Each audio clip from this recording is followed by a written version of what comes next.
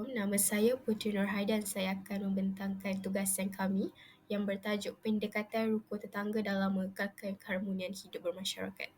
Yang pertama adalah abstrak kepada kajian tersebut. Rukun tetangga ditubuhkan pada 1975 adalah bertujuan untuk menyatukan masyarakat dari pelbagai latar belakang dan fungsinya diperluaskan termasuk aspek mengukuhkan semangat kejiranan, keamanan, kebajikan dan kesejahteraan dalam hidup masyarakat. Objektif kajian ini telah ditetapkan iaitu adalah dilaksanakan untuk menganalisa pengetahuan mengenai rukun tetangga serta menyiasat persepsi dan penerimaan terhadap aktiviti rukun tetangga dalam kalangan pelajar dan juga orang awam. Sebanyak 60 responden yang terlibat dalam kajian selidik ini dan berdasarkan maklumat yang kami dapat, orang awam dan para pelajar mempunyai penerimaan yang memuaskan. Oleh demikian, kami mempercayai bahawa pendekatan rukun tetangga dapat mengekalkan keharmonian. Seterusnya adalah pendahuluan kepada kajian yang telah kami lakukan. Rukun tetangga telah diperkenalkan pada tahun 1975 dan ia dilancarkan oleh Allahyarham Tun Abdul Razak pada ketika itu.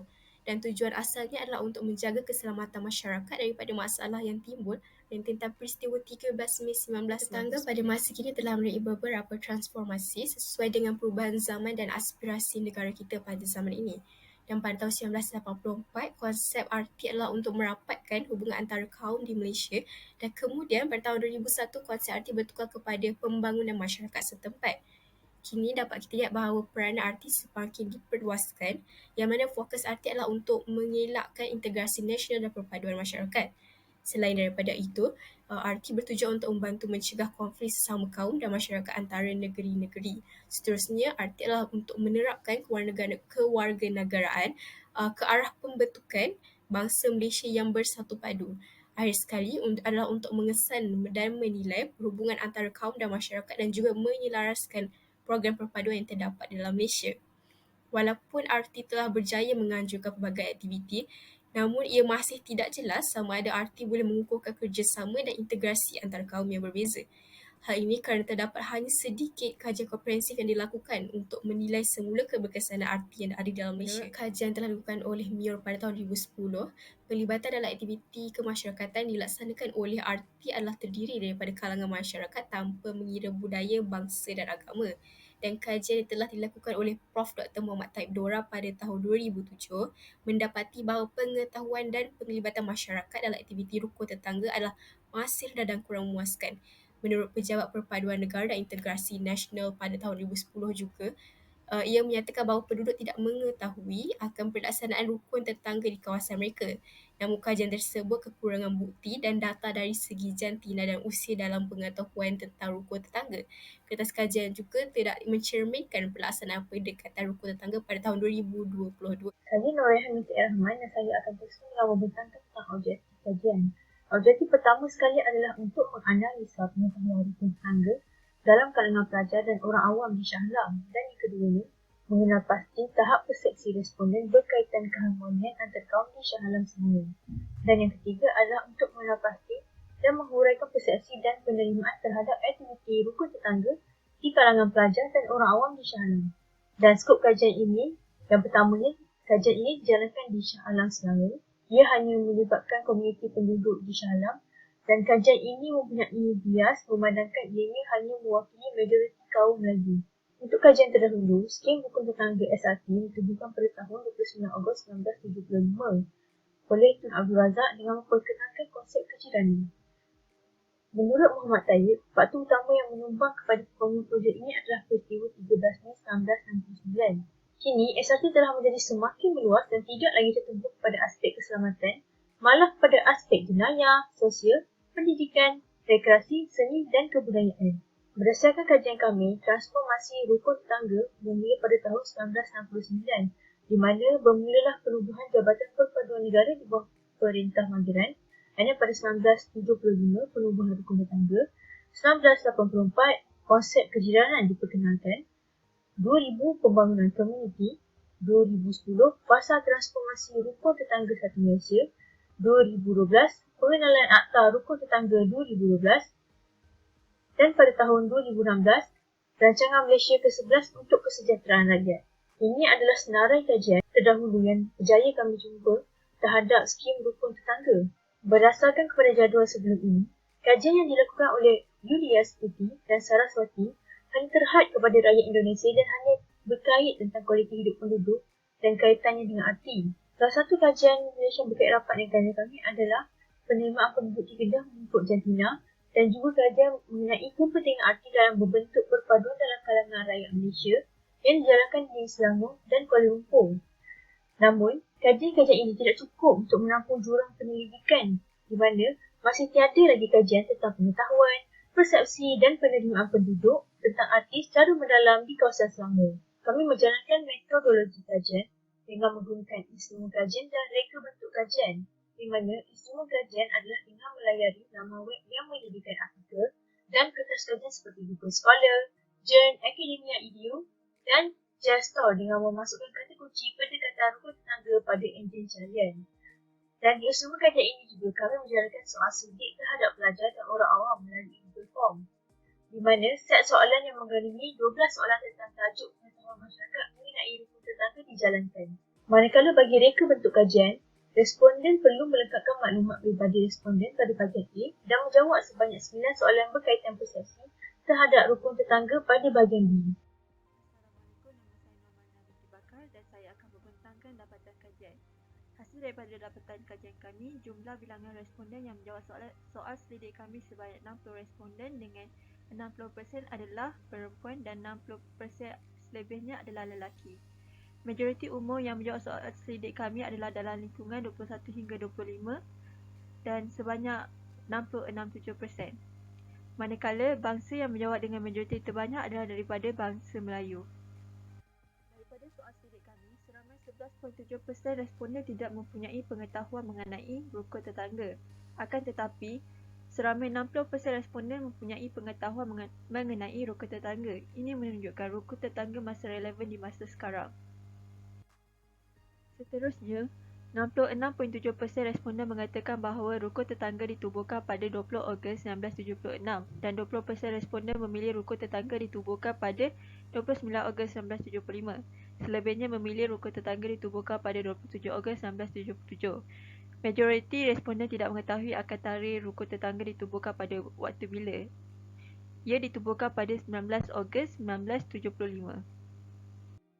Seterusnya, daripada soalan tujuan asal rukun tetangga ditubuhkan, 36.7% menyatakan bahawa tujuan asal rukun tetangga adalah menjamin keselamatan penduduk dan 28.3% mengatakan ia adalah untuk membina dan mengekalkan nilai murni sesama penduduk.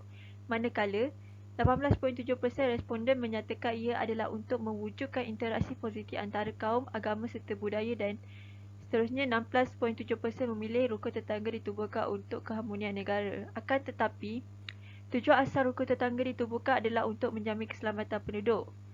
Walau bagaimanapun, majoriti masih mengetahui akan tujuan asal rukun tetangga ditubuhkan.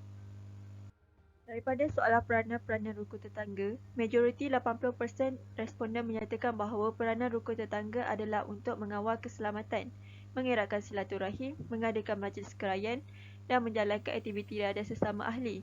Manakala, 6.7% menyatakan rukun tetangga adalah hanya untuk menjalankan aktiviti riadah sahaja. Akan tetapi, ini menunjukkan bahawa majoriti responden mempunyai pengetahuan yang mendalam terhadap peranan rukun tetangga dalam masyarakat. Seterusnya, untuk soalan konsep yang ditekankan dalam rukun tetangga, 78% responden menyatakan bahawa rukun tetangga membawa konsep pembangunan komuniti, peningkatan kualiti hidup, menggalakkan integrasi etnik dan nasional dan meningkatkan keupayaan masyarakat untuk menghadapi cabaran-cabaran sosial. Hanya 6.7% menganggap rukun tetangga menekankan pembangunan komuniti. 48.3% menganggap rukun tetangga hanya meningkatkan kualiti hidup. 8.3% menganggap rukun tetangga hanya menggalakkan integrasi etnik dan nasional dan 3.3% menganggap rukun tetangga untuk meningkatkan keupayaan masyarakat untuk menghadapi cabaran-cabaran sosial. Majoriti responden menyatakan rukun tetangga menekankan kepelbagaian konsep terhadap ahli-ahlinya. Seterusnya, untuk teras rukun tetangga, 88.3% menyatakan teras rukun tetangga adalah untuk perpaduan. Seterusnya, 73.3% menyatakan teras rukun tetangga adalah untuk keselamatan. 68.3% menyatakan adalah kualiti hidup dan 70% menyatakan teras rukun tetangga adalah ekonomi. Dan seterusnya, 70% menyatakan teras rukun tetangga adalah pendidikan. Untuk soalan ahli jawatankuasa utama terdiri, majoriti dengan 81.7% responden menyatakan ahli jawatankuasa utama rukun tetangga terdiri daripada bendahari, pengerusi, timbalan setiausaha dan penolong setiausaha. Ini menunjukkan jelas bahawa majoriti responden mempunyai pengetahuan tentang ahli jawatankuasa yang membangunkan rukun tetangga di sekitar kawasan perumahan. Untuk dapatan kajian yang seterusnya, majoriti responden mempunyai pengetahuan tentang jentera rukun tetangga dan tiada responden yang tidak mengetahui akan jentera rukun tetangga.